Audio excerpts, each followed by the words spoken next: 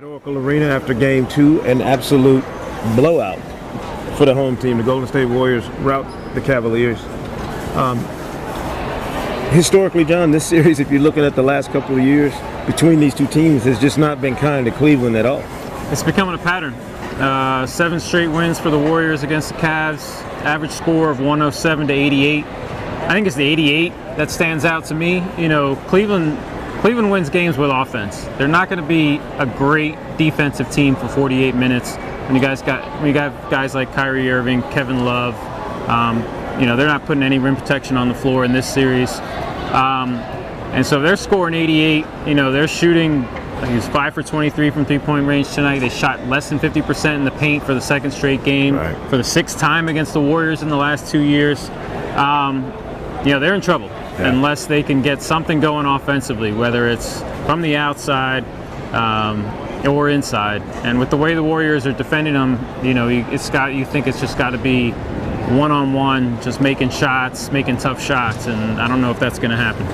The competitive fervor in the finals the last 5-6 years has been there. Even when it's been a 5 or 6 game series, there's been competitiveness in the game. I don't remember us being at a game where one of the teams looked this overmatched, just point by point. You go around the floor, the individual matchups, just vastly are not in Cleveland's favor. Is that something about Golden State's rotations, or is that just the way this series is going to be? I think it's just more the way they play as a team. You know, they just know if you take this one thing away, we know we're going to that. Right. You know, if you with Cleveland and the miscommunication that they're having on defense from possession to possession, like they can have a couple good defensive possessions, and then one mistake, and boom, it's 3, it's a layup. And so there was a one point in the second quarter tonight where the Cavs looked like they were in control. They're up 7 or 8. And then it was just a miscommunication on a Klay Thompson and pin down and a wide open 3, and then the game turned right there. If you're Cleveland, you're going home down 0-2 to a team that's beaten you 7 straight times. What are you saying to yourself? What are you saying to your team if you're Ty Lue? Is it as simple as going home and getting the juice from the crowd at Quicken Loans and thinking you're going to ride that emotional wave to a win? One game at a time. And from the outside, we can say, you know, there's no way the Cavs are going to win 4 out of 5 against this team. Yeah. You know, 73 wins, a team that's honestly better offensively and defensively.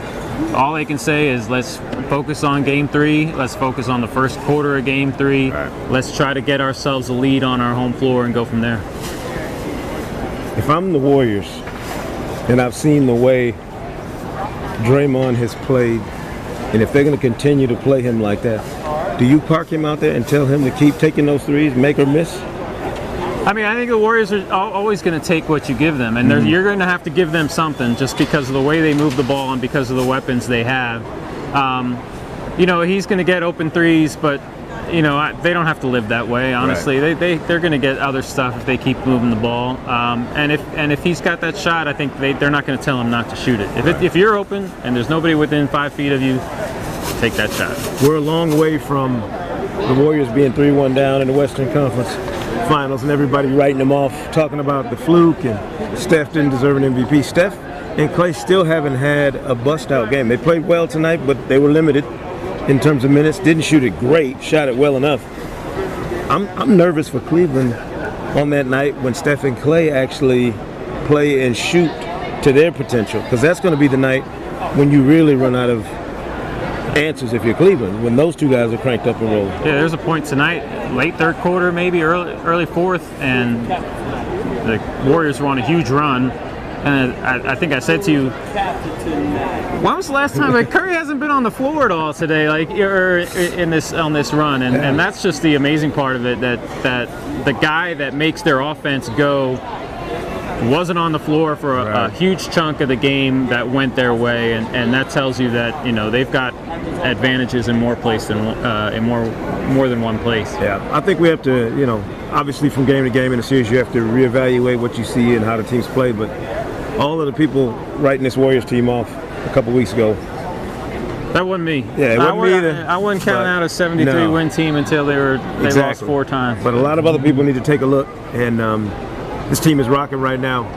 Up 2-0 in the finals, headed to Cleveland for games 3 and 4.